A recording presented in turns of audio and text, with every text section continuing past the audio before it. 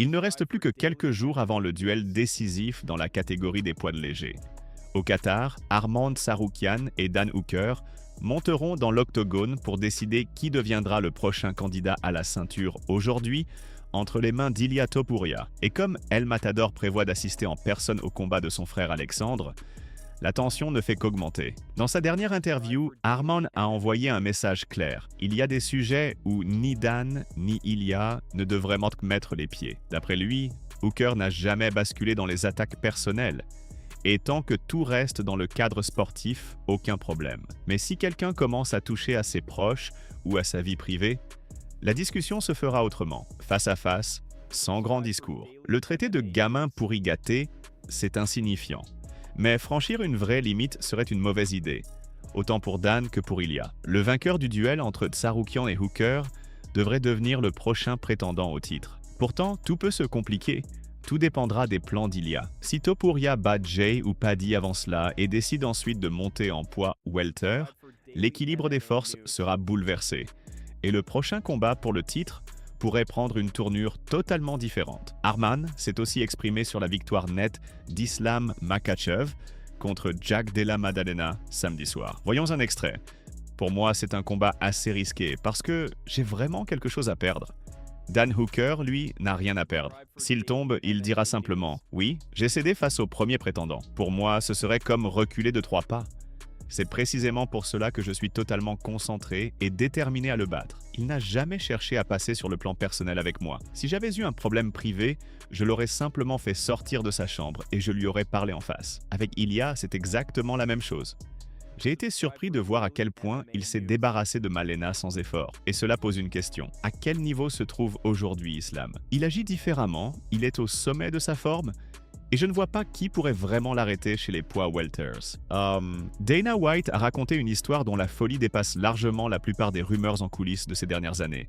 Dans le podcast d'Andrew Schultz, il a admis qu'il avait eu un véritable affrontement physique avec l'ancien champion poids lourd de l'UFC, Francis Ngannou, et cela en pleine réunion au siège de la Ligue. La raison? Francis était furieux qu'après leur premier combat contre Stipe Miocic, un combat totalement raté, il n'ait pas reçu la prime combat de la soirée, d'un montant de 50 000 $. Selon Dana, la discussion a basculé dans l'agressivité en quelques secondes, et Ngannou l'aurait même attrapé par les bras au milieu de l'échange. Et ce n'était pas le seul détail marquant. Le journaliste MMA Anthony Evans, ancien membre de l'UFC, a confirmé l'ambiance générale en partageant ses propres anecdotes avec Francis. D'après lui, Ngannou débarquait souvent au bureau sans prévenir, tournait en rond, se penchait au-dessus des employés et mettait tout le monde extrêmement mal à l'aise. Certains expliquaient cela par des différences non culturelles et par le fait qu'il s'agit d'un homme immense qui parle anglais comme troisième langue. Mais selon Evans, Francis dépassait fréquemment les limites, surtout lorsqu'il se plantait au-dessus des graphistes pour leur dire quoi faire, avec dureté, insistance et sans aucune diplomatie. Bon, regardons cet extrait. Francis Ngannou est un type franchement désagréable. Ce n'est pas le gars qui essaie de jouer les gentils. Il prétend ne pas comprendre la langue comme s'il était tout mignon et naïf. Tu vois ce que je veux dire? Beaucoup disent peut-être qu'il ne parle tout simplement pas la langue. Mais pas du tout, il n'y a aucune barrière linguistique. Il se comporte juste comme quelqu'un de mauvais. À l'époque, Stipe Miocic lui a mis une vraie raclée. Après ce combat, Ngannou est venu dans mon bureau. Je lui demande « Alors qu'est-ce qui s'est passé ?» Et lui, furieux simplement parce qu'il n'a pas reçu le bonus, c'est 50 000 pour la performance de la soirée. Je commence à lui expliquer « Francis, tu n'as pas eu le bonus parce que… » Je décortique la situation. À un moment, je mets fin à la discussion et je sors du bureau. Et là, il m'attrape par la chemise et me pousse littéralement à l'intérieur. Je lui dis « Mec, enlève tes mains de moi. » Ce sont exactement les mots que tu as prononcés quand Francis Ngannou t'a attrapé par la chemise. Oui, exactement cela. Francis Ngannou a finalement brisé le silence concernant toute cette histoire avec Dana White. Et sa version diffère clairement de ce qui circule en ligne.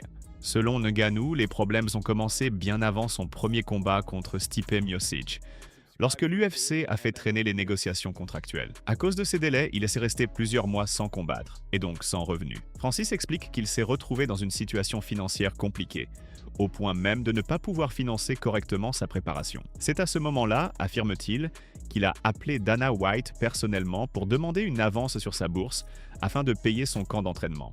Et d'après Ngannou, cet appel téléphonique est le seul véritable face-à-face qu'ils aient jamais eu.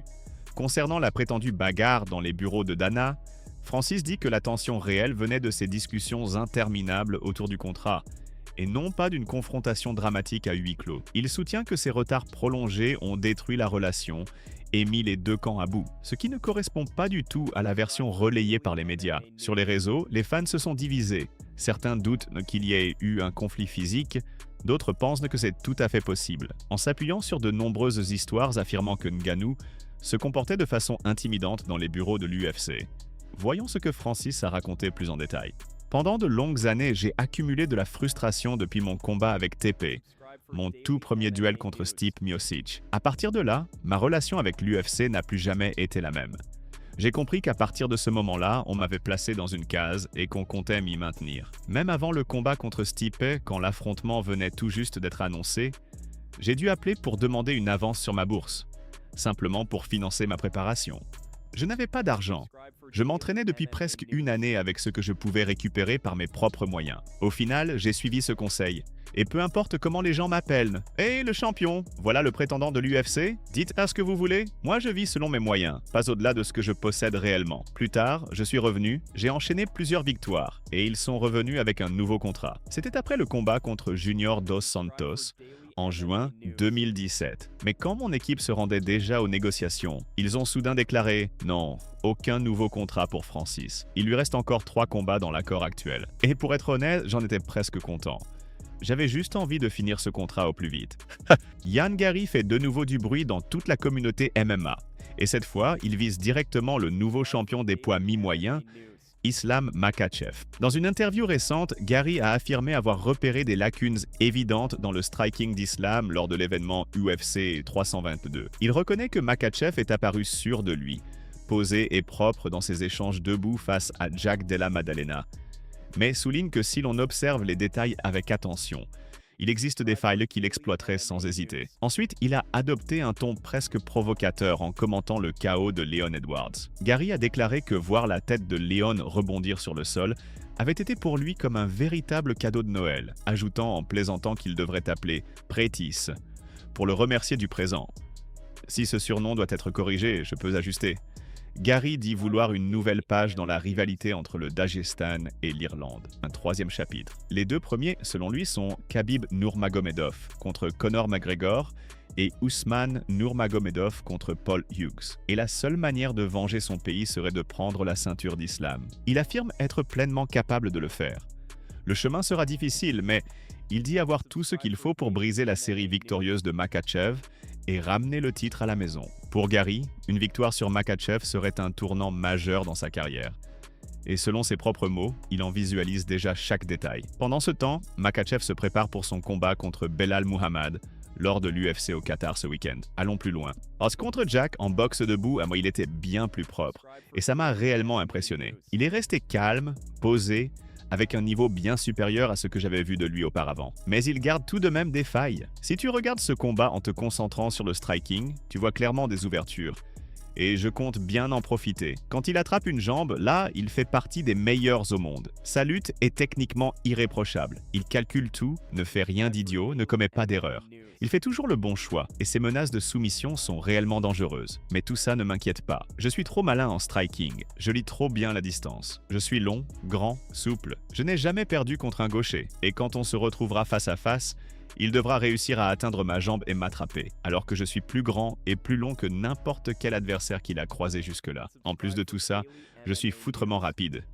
Et lui n'a jamais fait face à une vitesse comme la mienne. Il peut inviter sur ses sparring des gars issus du poids mouche, mais ils n'auront jamais ma vitesse.